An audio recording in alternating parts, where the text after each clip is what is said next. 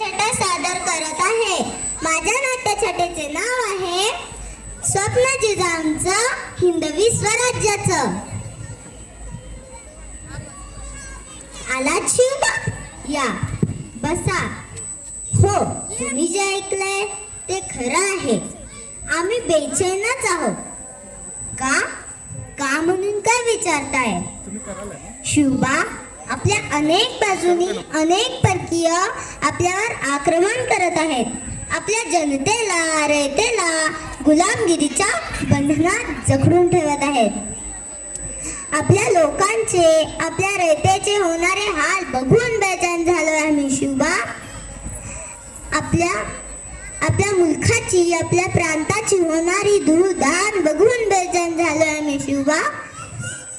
त्या नीच परकीयांच्या अत्याचाराला बळी पडलेल्या अनेक आया बापड्यांचे कहीवर त्यांचे हंबरडे ऐकून बेचैन झालो आम्ही. इथे ना कोणाला धर्माचा अभिमान की स्वराज्याचा स्वाभिमान. स्वराज्याची ही अवस्था पाहवत नाही शिवबा. काय म्हणतात मग यावर उपाय काय? यावर उपाय एकच, स्वराज्य, हिंदवी स्वराज्य. आपल्या भूमीत आपला समाज हवा. लोकरक्षणासाठी, लोककल्याणासाठी, लोकहितासाठी शिवबा एकच मार्ग आहे, आपले राज्य, स्वराज्य, हिंदवी स्वराज्य. काय म्हणतात ही तर श्रींची इच्छा. जगदंब जगदंब जगदंब. काय म्हणतात हे स्वराज्याचं स्वप्न आम्ही पूर्ण करू.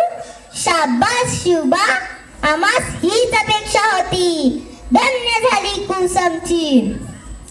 जा शिवबा, यशाचा गुलाल स्वराज्याच्या आसमंतात उधळून द्या.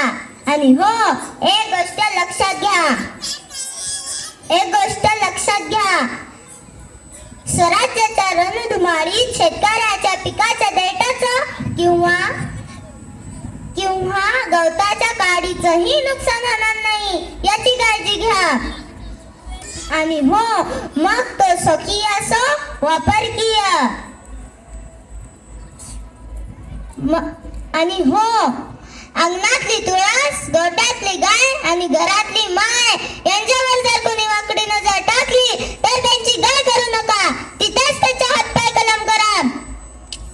मग तो स्वकीय असो वा परकीय. जगदंब जगदंब जगदंब. या शिवबा, आई भवानी नेहमीच तुमच्या पाठीशी असतील.